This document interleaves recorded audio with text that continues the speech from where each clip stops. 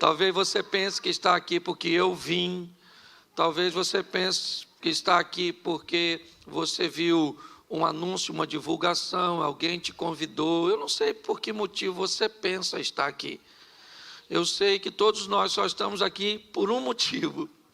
Porque Deus rompeu todas as barreiras que pudessem nos impedir de estar aqui. E Ele nos trouxe. A desculpa que Ele te deu, eu não sei. Certo? Eu vim porque disseram que vinha um cara engraçado. Eu nem sou tão engraçado assim. Eu vim porque um chato me convidou. A pessoa é chata mesmo, mas você tinha que vir. Ok? Então, eu quero compartilhar com você algo que eu acredito que pode influenciar muito o seu relacionamento com Deus e com a sua própria vida. Eu entendo que o propósito bíblico, ele é, primeiro, falar de uma vida eterna. Fazer com que você e eu venhamos entender que essa vida aqui é transitória, mas que nós temos uma vida eterna após essa aqui. Então, o primeiro e fundamental objetivo da Bíblia é nos reconciliarmos com Deus, certo? E um dia estarmos com Ele em glória, voltarmos para onde viemos, amém? Mas a Bíblia também tem um segundo motivo que é extraordinário. Te dá informação para você viver de uma forma excelente aqui na terra. Que você seja feliz, que você se divirta nesses 80 e poucos anos, 70 e poucos anos, 60 e poucos anos que você vai passar por aqui. Certo? Se você passar de 80, aí já está fazendo hora extra. Não é? Mas a Bíblia me diz uma coisa. Depois daqui eu vou morar no céu. E antes de morar no céu, eu moro onde? Então eu vou me divertir por aqui. Então, se eu receber instruções, porque tem gente que acha que para ir para o céu tem que ter uma vida infeliz aqui. Eu vim aqui para sofrer. Então sofra. Se essa é a sua missão, quem sou eu para tirar de você tal privilégio? Se você acha que a salvação tem a ver com uma medida compensatória, sofra aqui e seja feliz lá. Agora, eu só quero te lembrar uma coisa: sofrer é verbo. E verbo só faz sentido se for conjugado. Então, nunca conjugue o verbo sofrer, pelo menos em primeira pessoa. Segunda, vai embora. Eu não sofro, mas tu sofre. Nós não sofremos, mas vós, eles, e então saem desse ambiente, certo? Vai ter uma vida extraordinária aqui nessa terra. Deixa eu te fazer uma pergunta. Tem gente aqui que vai ter uma vida muito difícil aqui nessa terra, muito difícil, e depois vai para o céu? Sim ou não? Sim ou não? Pois é. Tem gente que vai viver uma vida muito fácil aqui e depois vai para o inferno? Tem? Pois é. Tem gente que vai viver uma vida muito difícil aqui e depois ainda vai para o inferno. Mas tem gente que vai viver uma vida muito legal aqui e depois vai para o céu. Quem é essa pessoa? Eu também. Eu não vim aqui para sofrer, certo? Então eu tenho que entender que a Bíblia diz que Deus é o mesmo sempre. Ele não muda. Nele não há sombra de variação. Então, muita gente passou por essa terra aqui e teve uma vida boa. Não é verdade? E muita gente passou e passa por essa terra e tem uma vida ruim. Então, se Deus não muda, o que está acontecendo com pessoas que têm uma vida legal e pessoas que têm uma vida de muito sofrimento? Se Deus é o mesmo, o que está acontecendo é que tem pessoas tomando decisões erradas. E essas decisões trazem para a vida delas consequências ruins. Mas Deus não está nisso. Ou só está pregando vida fácil? Eu não estou pregando vida fácil. No mundo tereis? Isso aí. Mas Jesus disse: eu vim para que tenham e a tenham em... Porque a aflição é pontual, vida que é abundante. Entendeu? No mundo tereis? Quando? Lá uma vez ou outra. uma aflição com sua esposa, uma aflição com seu filho, uma aflição com dinheiro, uma aflição com a doença. Quando? Lá uma vez ou outra. A minha vida toda de aflição. Isso não é vida, isso é saga. Entendeu? Isso não é vida. Então, eu preciso que você entenda que grande parte daquilo que você vive é nada mais, nada menos que resultado daquilo que você fez. Então, entenda isso. Nós precisamos ter uma vida boa aqui. Por quê? Porque Jesus está querendo alcançar outras pessoas. E para alcançar outras pessoas, Ele quer usar seus missionários, seus representantes, que somos. Então, as pessoas olham para quem? Para a nossa vida, para saber se o Deus que está gerenciando ela é legal. Entende? Hoje nós somos propagandas. Aliás, sempre fomos, está todo mundo de olho em nós. Será que eu quero... Como é que é o seu Deus? O meu Deus é muito bom. Uma vida de muito sofrimento, de muita luta. Mas no final, sabe, é muito difícil. Se alguém vier me falar de um Deus assim, eu vou falar, ó, fica com ele, que eu não estou afim disso não. Certo? Eu quero alguém que diga assim, ó, meu Deus é 10. Treinador, sabe o que é? Treinador de UFC. Entende? Eu estou na luta, nas batalhas, mas eu estou vencendo. Uma hora levo umas pancadas aqui, outras ali, mas no final de tudo, levanta a minha mão e sou eu que ganhei essa história. Nós temos que levar uma visão positiva para as pessoas. E daí, eu preciso te dizer mais uma coisa antes de ler o texto. Que a história bíblica ela é feita de trevas e luz. Reino das trevas em batalha contra o reino da luz. Reino das trevas, na verdade, é representando a ignorância. E o reino da luz, o conhecimento. É assim. O que nós temos que entender é que há uma batalha entre conhecimento e ignorância, entre luz e trevas. Porque o conhecimento liberta e a libertação te leva para uma nova fase da sua vida. Conhecereis a verdade e a verdade vos... Isso, Jesus é a verdade, sim ou não? Mas a verdade também é a verdade. A verdade sobre coisas. Por exemplo, quantos brasileiros temos aqui? Levanta a mão, os brasileiros. Baixa a mão. Então você vai entender o que eu vou falar, é para eu não dar um exemplo equivocado. Quem aqui lembra, né?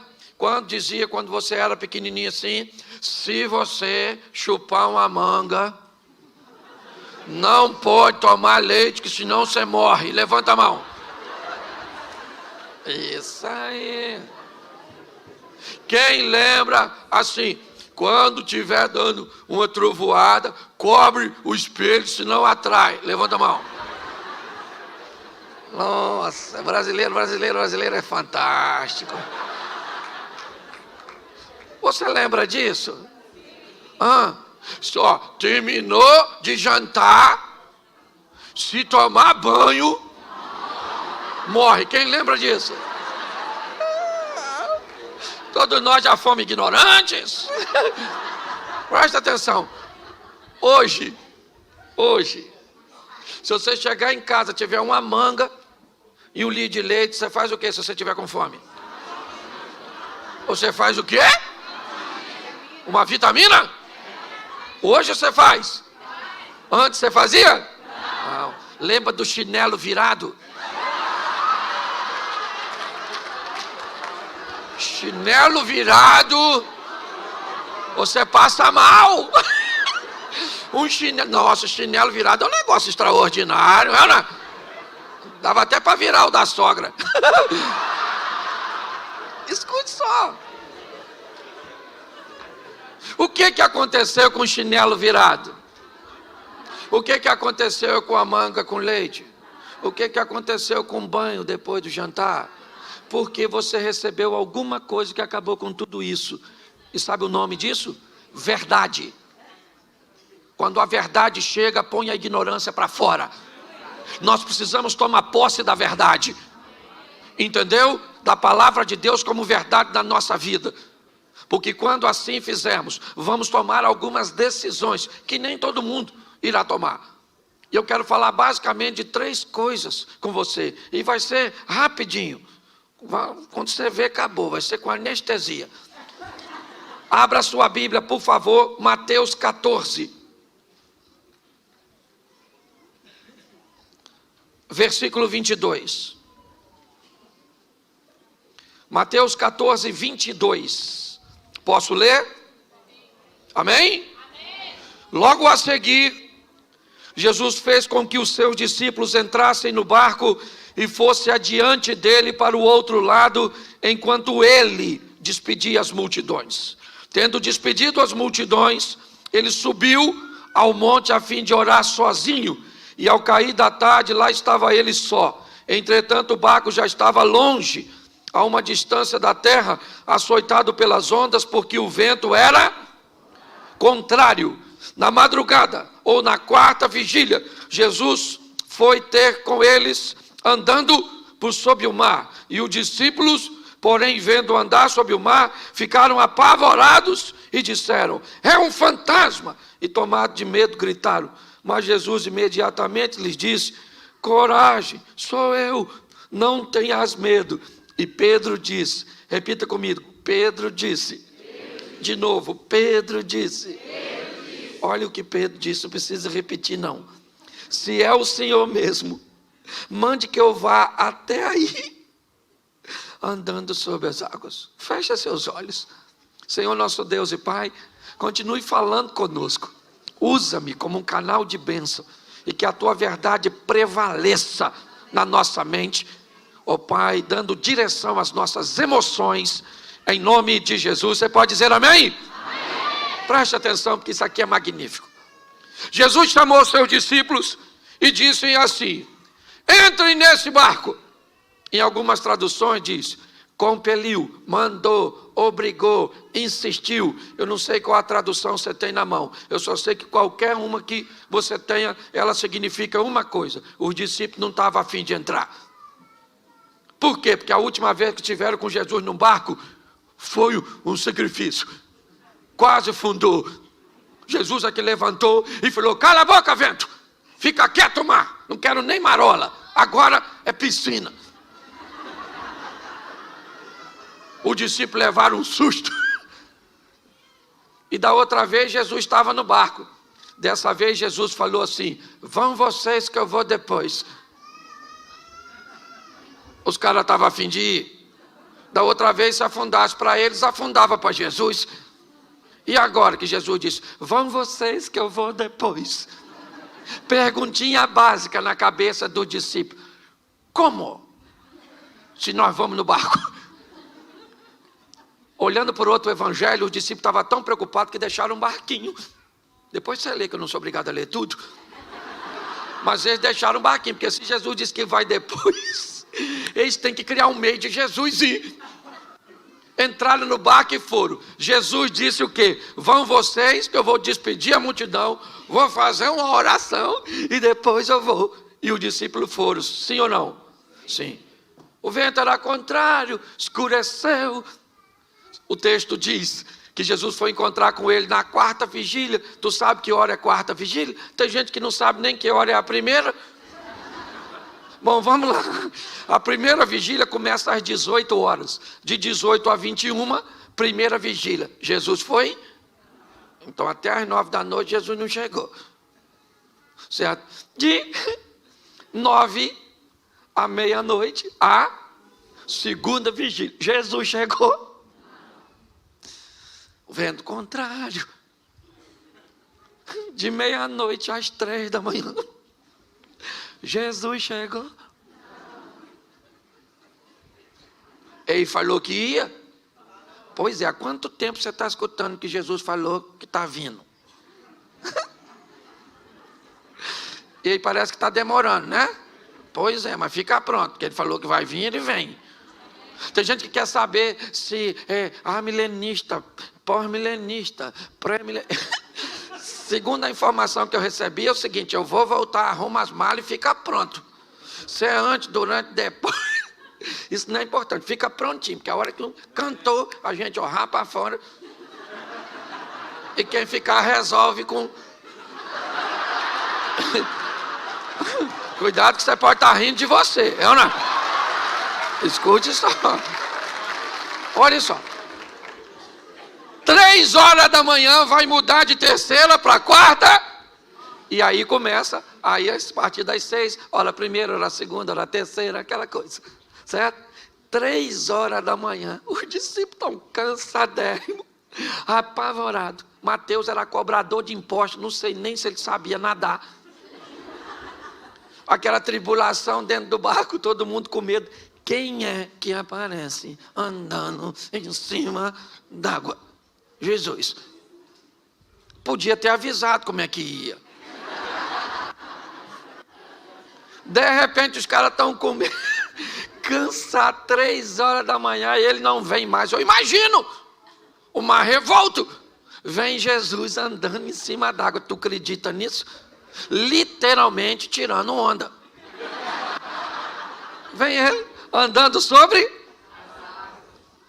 Quando os discípulos viram isso, começaram a gritar: olha lá um fantasma, socorro! Não tinha mulher não, era só homem. E eles começaram a gritar de medo: fantasma, fantasma. Eu imagino Jesus lá fora. Eu não falei que vinha? Para que essa gritaria? Ninguém correu. Ninguém dos discípulos saiu correndo. Por quê? Porque não tem para onde correr, filho. Nessa vida ou você enfrenta ou você enfrenta para ganhar, ou você enfrenta para... Mas você é obrigado a enfrentar. Por isso Jesus disse: eu vou estar com você nessa peleja, para que você enfrente e saia vitorioso. Quando todo mundo começou a gritar, Jesus gritou lá de fora: calma, gente, sou eu, fantasma não. Aí deu aquele silêncio, todo mundo ficou olhando, estava meio escuro, amedrontado, visibilidade baixa. Pedro olhou e falou: aí, é o senhor mesmo? Se é o senhor, manda eu ir aí. Pensa no silêncio. Como assim, Pedro? Tem um cara andando em cima d'água. Ninguém sabe ainda direito quem é. Ele olhou e disse que é Jesus, mas ninguém tem certeza disso. Preste atenção nisso, porque é muito interessante. Quando nós olhamos para este momento, o que vemos? Um ambiente de caos na mente dos discípulos, amedrontados, cansados, lidando com uma força da natureza, cuja qual é muito maior do que eles. E neste ambiente de medo, medo para quem? Medo para todo mundo. Um ambiente de adversidade para quem? Para todo mundo. Nesse ambiente, 12 discípulos, eles têm a oportunidade de viver os mesmos medos, de enfrentar o mesmo adversário, de lidar com o mesmo problema. E nesse ambiente, um dos discípulos de Jesus se levanta, controla seu medo e diz: se é o Senhor, me manda andar sobre as águas e ir onde o Senhor está. Preste atenção, qual era o local mais seguro naquela ocasião? Qual era o local mais seguro? Se você estivesse lá, onde você ficaria? Pois é, gente. Nós queremos viver o sensacional, o extraordinário. Nós queremos ver o agir de Deus, mas queremos fazer o que todo mundo está fazendo, que é ficar no barco. Está na hora de sairmos do barco e protagonizarmos nossa própria história. Está na hora de pararmos de sermos meros narradores de milagres alheios e trazer um ambiente de milagres para a nossa casa, para a nossa vida, para a nossa família, para nosso casamento, para nossos filhos, para nossos negócios. Eu não tenho problema com quem conta milagre dos outros. Não, eu tenho um montão de amigos que vivem seus milagres extraordinários. Mas eu também tenho os meus. Os milagres que Deus tem feito na minha casa, nas minhas finanças, nos meus negócios, no meu ministério, é assim que funciona. Mas para que isso aconteça, está na hora de você parar de fazer o que todo mundo faz e descobrir o novo de Deus para a sua vida. Pedro falou: deixa eu ir aí. O que Jesus falou com ele? O que tinha onde Jesus estava? Nada. O que Pedro foi fazer lá?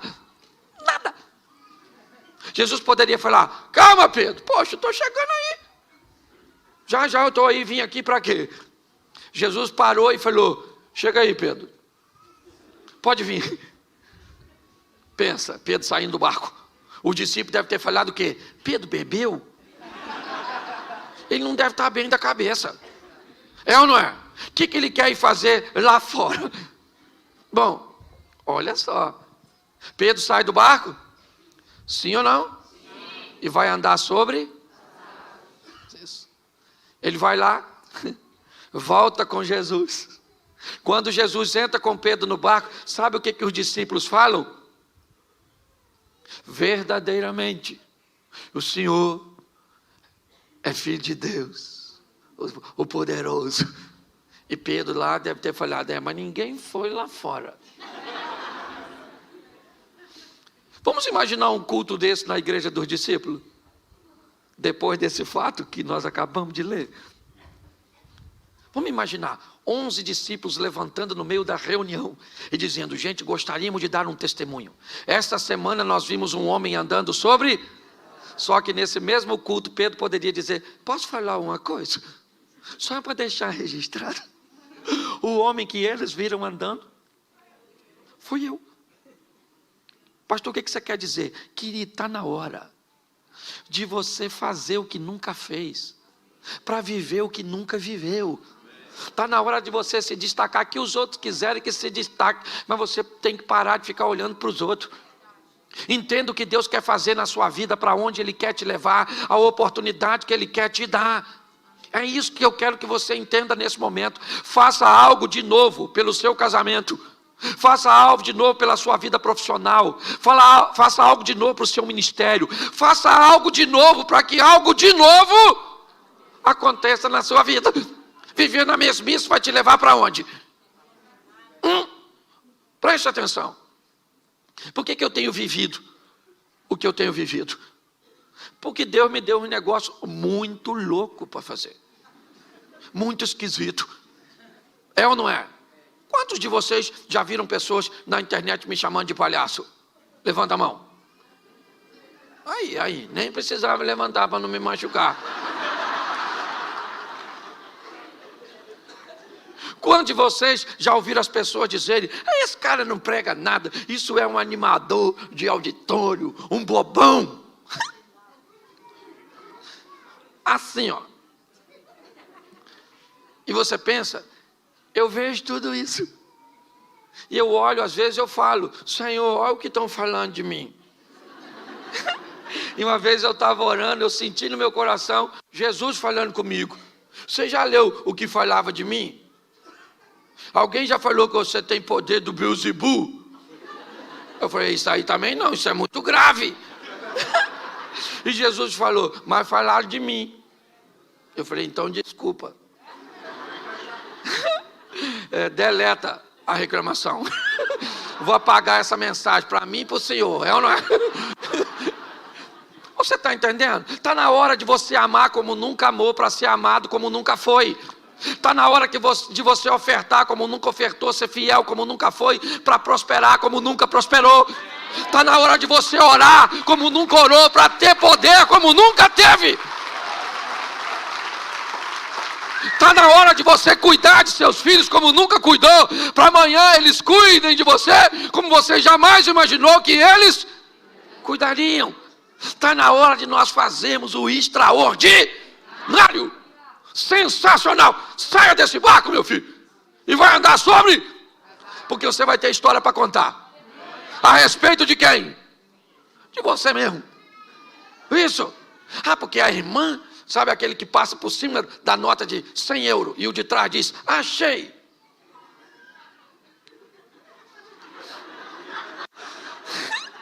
Era eu que tinha que achar. Aí como é que você conta essa história? Alguém perto de mim achou 100 euros.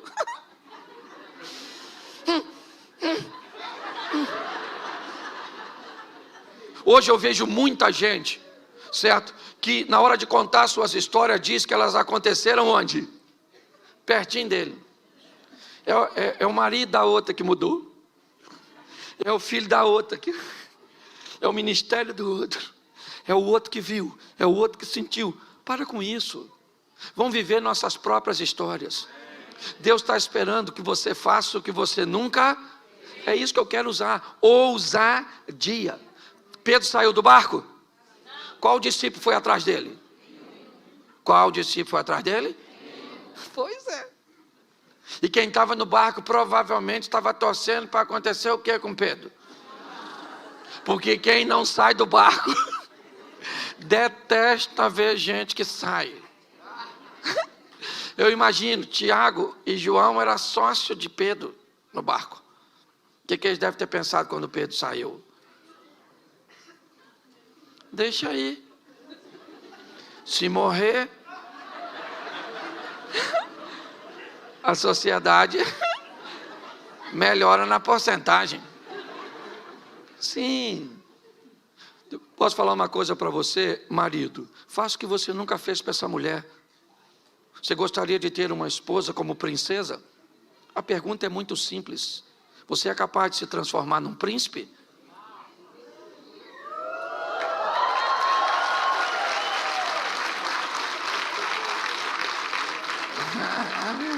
A senhora não pensa que eu vou deixar isso barato?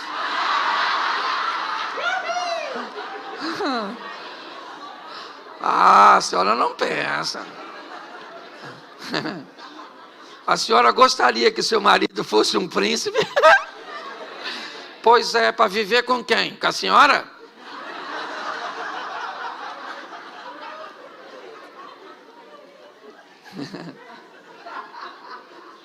Você lembra da história do príncipe que era um sapo? Lembra? Quem beijou? A princesa. Quem se torna príncipe e princesa tem poder para transformar sapos. O que acontece é que nós não estamos mudando porque estamos esperando o outro mudar. Exatamente. E tem que começar por alguém. E esse alguém quem é? Sou eu. É isso aí, eu. Ninguém falou, só eu e a dona aqui. Porque quando nós falamos alguém tem que mudar, alguém tem que mudar menos eu, porque eu já nasci pronto. E ninguém muda. Um dia, eu estou vendo minha esposa me tratar com um nível, sabe? Mas pensa assim, aquela coisa extraordinária, exponencial. E aí eu estou lá, falei, essa mulher está tão boa. A Jesus, louvado seja Deus. E fui conversar com ela. Falei com ela, filha, deixa eu falar uma coisa para você, você sempre foi uma mulher legal.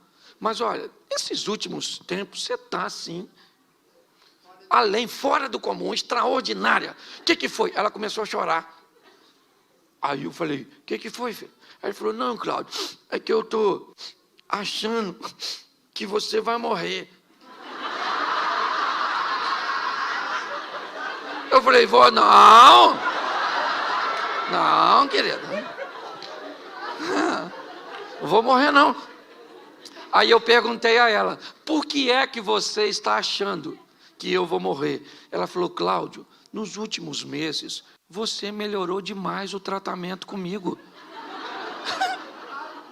Ou seja, eu estava recebendo nada mais, nada menos, o reflexo daquilo que eu estava fazendo. Entendeu? Leve seu relacionamento para o próximo nível. Vai lá, dê um abraço no seu filho, não interessa a idade do seu filho, abraça, diga para ele, meu filhinho, minha filhinha, eu te amo. Ela vai falar o quê? Vai morrer.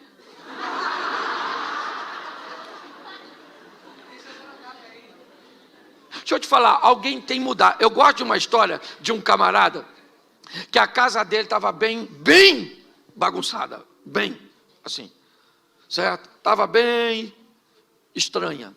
E aí, ele foi procurar um homem de Deus que recomendaram ele, um cara que tinha visões, que orava, que Deus falava. Aí ele chegou lá e falou, moço, eu queria falar uma coisa para o senhor. Me indicaram aqui o senhor, eu não sou nem religioso, mas eu estou com a minha família. Deixa eu explicar uma coisa para o senhor, como é que estão as coisas lá em casa. A gente não está se entendendo, estamos discutindo demais, estamos brigando. Então, é assim, olha, eu tenho um filho de 14 anos que já foi expulso de 3 escolas. Pensa num menino de comportamento estranho. Meu garoto do meio é viciado. Fuma uns negócios. Um menino. A minha menina mais velha, pensa numa menina, sabe, envolvida com prostituição. Uma menina. Minha esposa, olha só. Minha esposa parece que tem rodinha no pé, anda o dia inteiro na rua. Uma mulher desleixada. E eu também não estou aqui só para falar mal dos outros, não. Entendeu? Até porque minha sogra mora lá em casa. E pensa numa mulher. Olha. E aí eu bebo mesmo. Eu bebo porque eu não aguento isso. Então eu queria que o senhor fizesse uma oração por mim, porque minha casa acabou. O homem orou por ele. E assim que terminou de orar, falou: Deus me deu uma visão. Ele falou: então o senhor fala comigo, porque eu preciso resolver minha família. Ele falou: eu vou explicar uma coisa que Deus falou comigo. Deus falou comigo que Jesus Cristo, o filho dele, está lá na sua casa disfarçado em uma das pessoas. E vocês estão tratando mal o filho dele. E por causa disso a sua casa está assim. O homem falou: o que o senhor está falando? Um dos integrantes da minha família, nosso Senhor Jesus Cristo? Vê se seu endereço é esse mesmo aí nessa visão do senhor, porque tem alguma coisa de errado. A qualidade das pessoas lá em casa não cabe Jesus. E o homem falou: olha, não tem. Foi o que Deus falou comigo. Ele foi para casa, no caminho, ainda tomou mais alguma coisa. E foi para cá, chegou em casa, reuniu a família e falou: fui no homem de Deus que falou para mim um negócio muito esquisito. Falou que um de nós aqui é nosso Senhor e Salvador Jesus Cristo, e nós estamos tratando mal ele, e eu quero que vá falando quem é.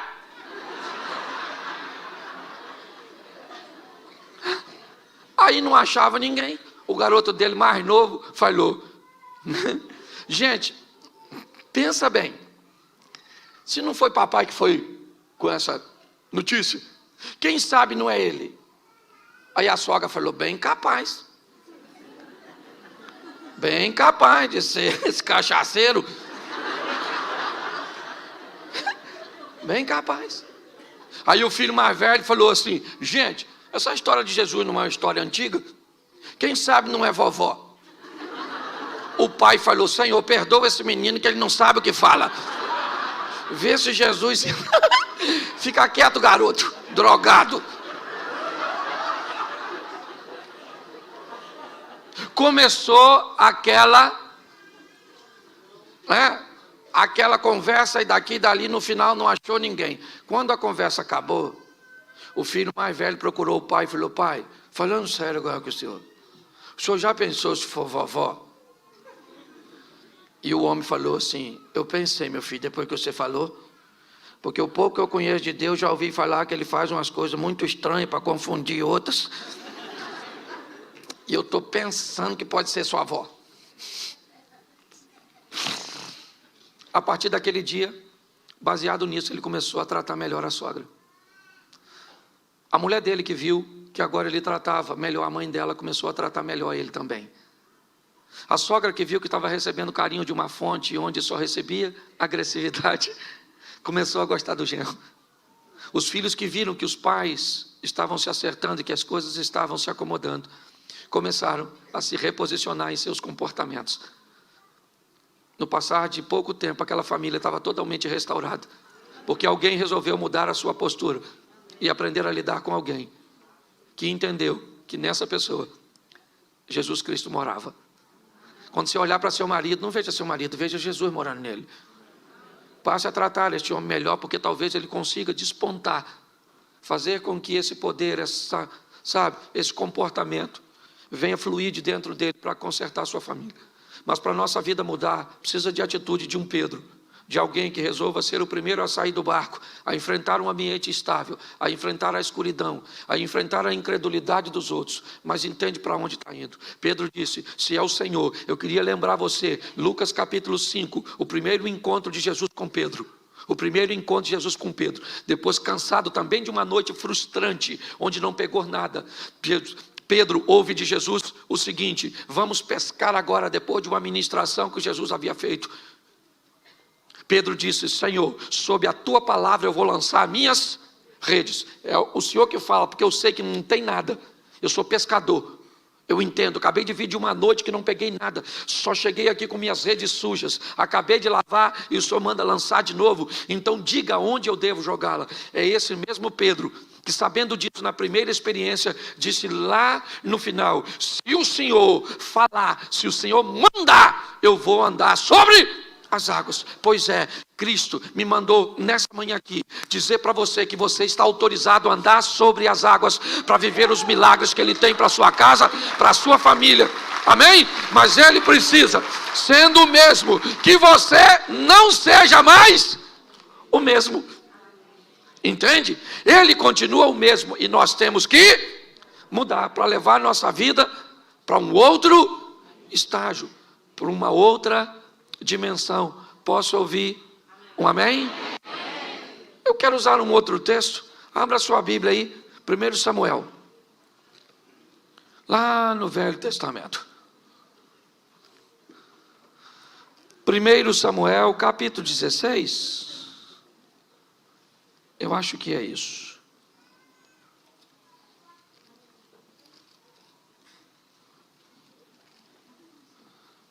Vamos ao 17, 24, para a gente adiantar.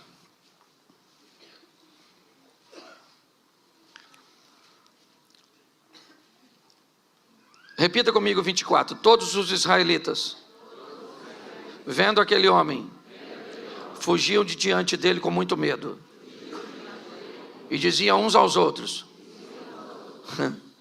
vocês viram aquele homem? Ele veio para afrontar Israel.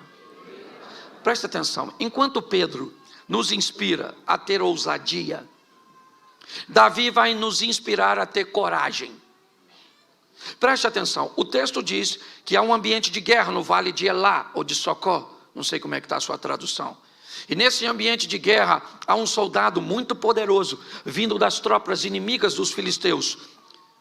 Certo? E a proposta dele não é que haja guerra entre as duas nações, mas que haja um duelo, onde um soldado de Israel vai aceitar o convite para duelar contra esse soldado filisteu, Golias, um gigante, e não gigante simplesmente pelo tamanho, mas pela estrutura de indumentária de batalha que ele carregava sobre si. Só olhar para um homem, certo, de uma nação inimiga, vindo com aquela couraça, com aquele escudo, com aquele capacete, aquele homem na verdade era a representação de um tanque de guerra. Por isso que todos olhavam para eles e sentiam medo. Uns conversavam com os outros: viu o gigante? Rapaz, o cara é grande, matador desde garotinho, ninguém pode lutar com ele. Estavam certo ou errado? Claro que estava certo. Olhou para o cara é grande, quase matou a mãe dele quando nasceu. O cara extraordinário era o Golias. Olha só, e agora quem é que chega no vale de Socó, puxando um jumentinho? Davi. Estacionou o jumento. Eu acho isso maravilhoso. O texto diz que uns diziam para os outros: viram aquele homem que subiu para afrontar? Uns diziam para, só que Davi não estava lá, então Davi não ouviu ninguém falar com ele, porque ele acabou de chegar. Entendeu? Uns falavam para o outro, uns viram, está difícil, o cara é grande, nossa, grandão, olha, a espada, o escudo, a lança, nossa, que medo. Davi está escutando isso? Davi está matando o leão, matando o urso, o menino está arrebentando. Olha só, então ele chega limpinho, porque é isso, eu queria limpar a sua mente hoje. Eu queria limpar a sua mente dessas palavras negativas. O ambiente é muito difícil. A situação é muito desafiadora. Meu Deus, vida, céu. Não, querido. É olhar para o gigante e dizer: Senhor, é grande mesmo. Dependendo da religião, benza a Deus. Isso é legal. Olhar para a situação né? Que ela tem tudo para te amedrontar, para te acovar. Davi acabou de chegar. Quando ele chegou, o que aconteceu? O Golias saiu e falou: tem algum homem aí? Ninguém falou nada. Davi acabou de chegar, não sabe de nada. Falou: o irmão dele mais velho falou: cala essa sua boca. Cala essa sua boca. Isso aqui não é ambiente seu. Cadê aquelas ovelhinhas que você deixou com quem? Seu pretensioso. Vim aqui, eu sou seu irmão mais velho. Você briga com o cara, eu tenho que te defender. Davi falou: calma, que é isso? O que vão dar para quem matar o gigante? Davi, ó, é corajoso, mas não é bobo. Ele quer saber prêmio. Alguém falou: escuta só, quem matar o cara lá, um negoção, ó. Casa com a filha do rei, fica rico e não paga imposto. Davi olhou e falou: vocês não estão sério? Casa com a filha do rei, fica rico e não paga. Ninguém mata esse gigante. Porque esse gigante, na verdade, é a oportunidade de eu mudar de vida. Então, se eu matar, eu fico rico. Caramba. Vira o príncipe porque casa com a filha do rei e sai dessa carga tributária. Esse cara não é problema, esse cara é a solução. Você consegue já ir pegando? O problema que você está enfrentando não é problema, ele é a possibilidade que Deus criou para você vencer e se promover. Para ir para a próxima vida. É o próximo estilo de vida. Davi falou: eu mato ele. Alguém falou: sua juventude, esse não mede consequência não. Isso é droga, pode ver onde é que está aí. Dá uma geral nos bolsos dele, que isso está louco. Um garoto querendo falar que vai enfrentar esse menino. Olha só, eu queria que você entendesse, você está em meio a uma adversidade? Tá, é isso o seu problema? É. Você pode tomar posse da palavra de Deus ou arrumar uma chupetinha. É um pirulitozinho, chorar. Não vai adiantar nada, o problema fica lá do mesmo jeito. Lembra quando o capitão do navio de Jonas, onde Jonas estava, ele descobriu que Jonas estava lá? Ele descobriu que a tempestade estava vindo por causa de... O Jonas pulou do barco? O que o capitão fez? Jogou ele. Você está esperando o seu problema ir embora sozinho? Vai não, menino. Pensa em problema, um troço teimoso. Ele não quer sair da sua vida, não. Isso aí é coisa de Zeca Pagodinho. Deixa a vida me levar. Não. Nós temos que tomar desse que leve as coisas ruins. Eu olho para Davi, alguém falou: leve esse menino para Saul, para ver se Saul autoriza esse massacre. Davi chegou lá, Saul falou: o que foi? Davi falou: é que eu vi um gigante lá grandão, e falou que quer um homem para matar ele, duelo. Então, meu filho, sim. Saul deve ter falado: garoto, eu já estou com tanto problema, meu filho, e é você que toca para me dormir. Ai, meu Deus. Mas vai lá, pelo menos nós vamos ter um menino para desafiar um gigante. Lá foi Davi enfrentar o gigante. Uma tiradeira, 5 pedras. Eu acho extraordinário. Por que ele leva 5? Porque isso dá a ele o direito de errar, gente. Você tem que ter uma reserva na sua sacola de fé. Vai dar tudo certo. E se não der? Você tem que ter o plano B. Plano B não é falta de fé. É só plano B. Se o A não deu, vamos no B. Outra pedra e outra pedra. Tem gente que vai dar tudo certo. E se não der? Se não der, morremos. Já era, já foi. Você já viu todo herói? Lembra do Rambo? Ele tinha uma metralhadora, sim ou não? Mas aqui, na cinta, ele tinha uma. Porque quando acabava as balas,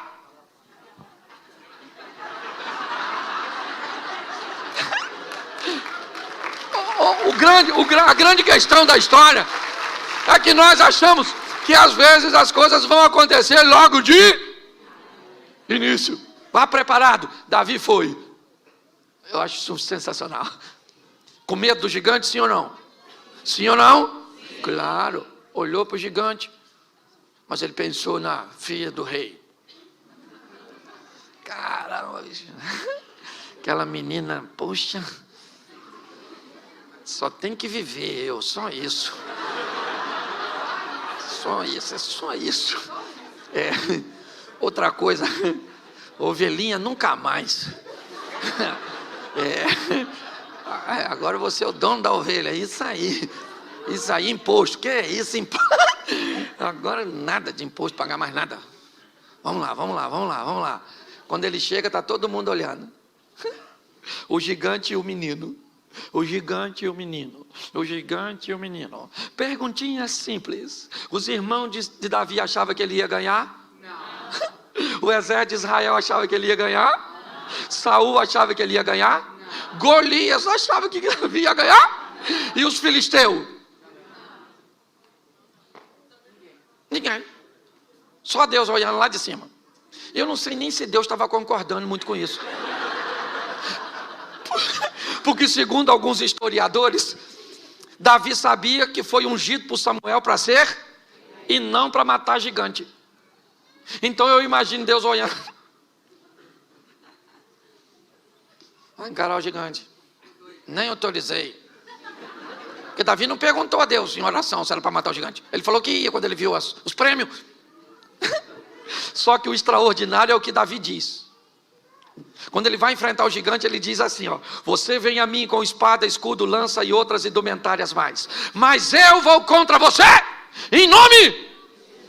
Pensa Deus escutando isso, ainda que já soubesse. Vamos imaginar aqui uma figura ilustrativa, o anjo falando com Deus: Senhor, o senhor viu em nome de quem ele vai?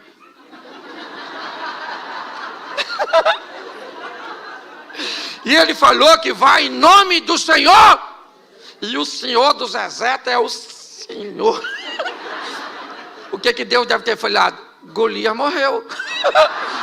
Se esse camarada vai enfrentar o inimigo em meu, o inimigo já caiu. Você está entendendo? É isso que eu quero que você entenda.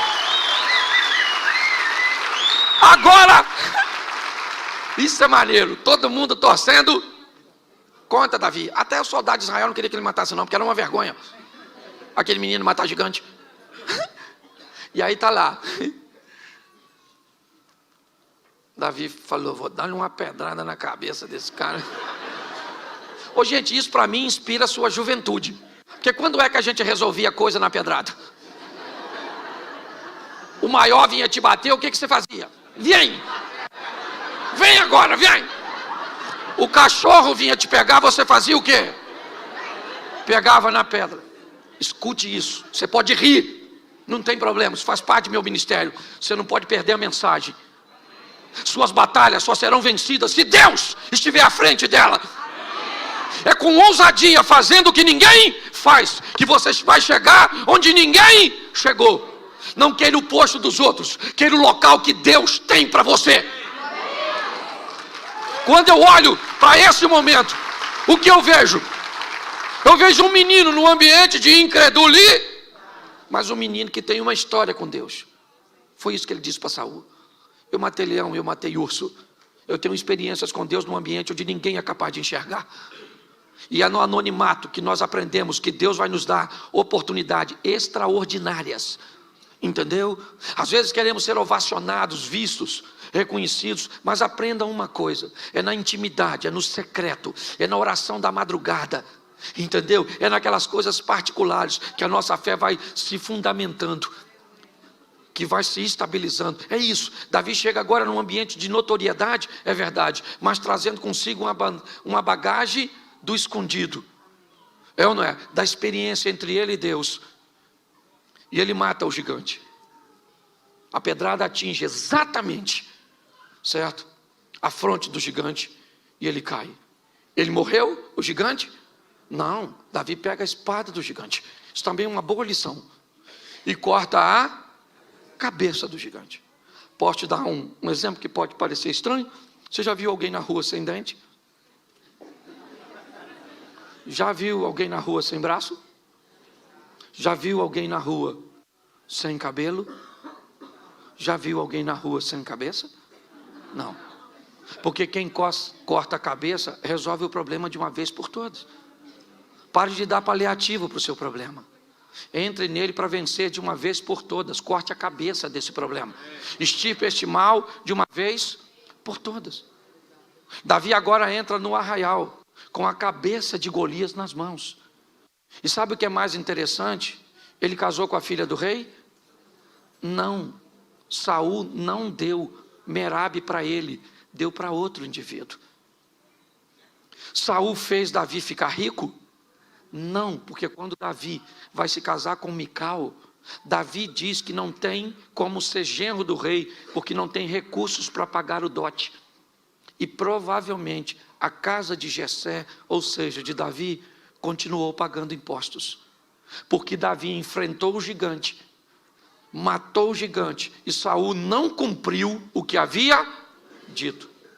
Mas Davi foi enfrentar o gigante em nome de Saul? Não. Com a armadura de Saul? Não. Enfrentou o gigante em nome do? Isso. Com as armas que Deus lhe deu para que ele fosse habilidoso. Pergunto eu para você, agora, a contragosto de Saul, Davi se casou com uma filha dele? Sim, com Mical. E não por um prêmio, mas por amor, porque a Bíblia diz que Mical amava Davi. Segundo, Davi ficou rico? Sim, um dos homens mais milionários da época dele. É só olhar na quantidade de recursos que ele deixou para seu filho Salomão construir o templo. Terceiro, Davi parou de pagar imposto? Sim, porque agora ele é o monarca, ele é o chefe.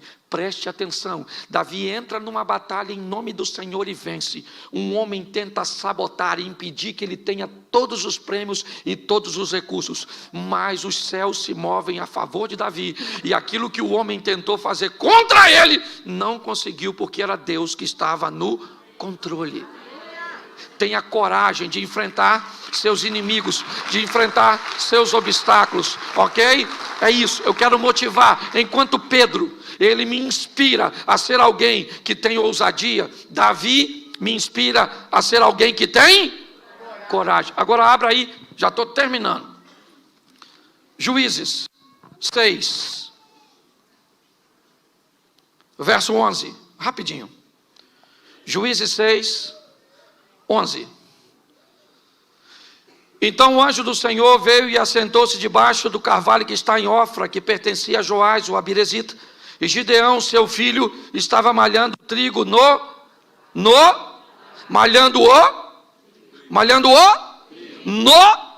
olhe para mim agora, porque eu preciso terminar com você aqui. Primeiro, você sabe o que é um lagar? Sim, um tanque para beneficiamento de uvas, onde as uvas eram pisadas. Certo? Você sabe que para se malhar um trigo precisava de ter uma eira, um campo aberto, mais ou menos como um local de secar café, onde jogava o trigo, passava algo em cima e depois se recolhia. O texto diz que Gideão está malhando o trigo. Num lagar não era um ambiente adequado para se malhar o trigo. Porém, ele não pode fazer isso em campo aberto, porque há um problema com os midianitas. Pergunto eu para você, para Davi malhar o trigo, ele precisava de uma eira, sim ou não? Para Gideão malhar o trigo, ele precisava de uma eira, sim ou não? Sim ou não? Mas ele tinha? Não. Ele precisava? Mas ele tinha? Não. O que ele tinha era o lagar era apertado, era inapropriado, era desconfortável, mas era o que ele... Sabe o que isso representa? Que Gideão precisava de algo que fosse o seu ideal, mas na verdade o que ele tinha no momento era a sua realidade. Eu preciso encarar a minha realidade para alcançar meu ideal. Se eu não tiver forças, se eu não tiver ousadia para encarar a minha realidade, eu nunca vou para o meu ideal. Qual é a minha realidade financeira hoje? Qual é a minha realidade de saúde hoje? Qual é a minha realidade espiritual hoje? Qual é a minha realidade? O que eu estou enfrentando hoje? Isso é minha realidade. Quando eu olho para este homem, eu olho alguém que é capaz de enfrentar a sua realidade para alcançar o seu ideal. Hoje, pessoas, mediante as suas realidades, elas se embotam, elas se comportam de forma ruim. Já que eu não tenho, querido, vou falar uma coisa para você. O primeiro carro que eu tive na minha vida foi uma Brasíliazinha velha. Ela esquentava bobina. Eu tinha que andar com 1 litro d'água e com um pano molhado, porque aí eu amarrava o pano molhado na bobina e ela andava. Depois troquei por um Voyage. Não sei se eu estou falando dos carros aqui, talvez você não lembre, mas era um carro melhorzinho, um pouquinho. Mas eu comprei ele de noite quando estava chovendo. O cara me enganou. E aí eu troquei por outro carro que se apaixonou por reboque. Uma vez ele parou, eu indo do Rio para São Paulo, e eu mandei rebocar, levar para uma oficina, e quando ele desceu do reboque, que o mecânico ligou, ele pegou. E aí o mecânico olhou para mim e falou: mas o que ele tem, senhor? Eu falei: vontade de andar de reboque.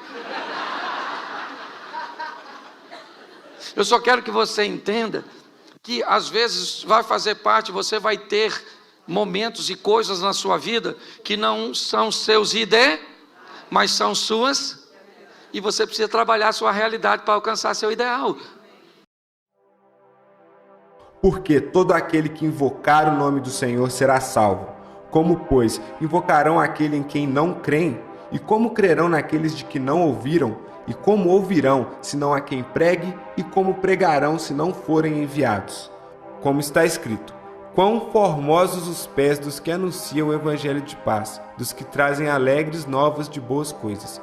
Mas nem todos têm obedecido ao evangelho, pois Isaías diz: Senhor, quem creu na nossa pregação?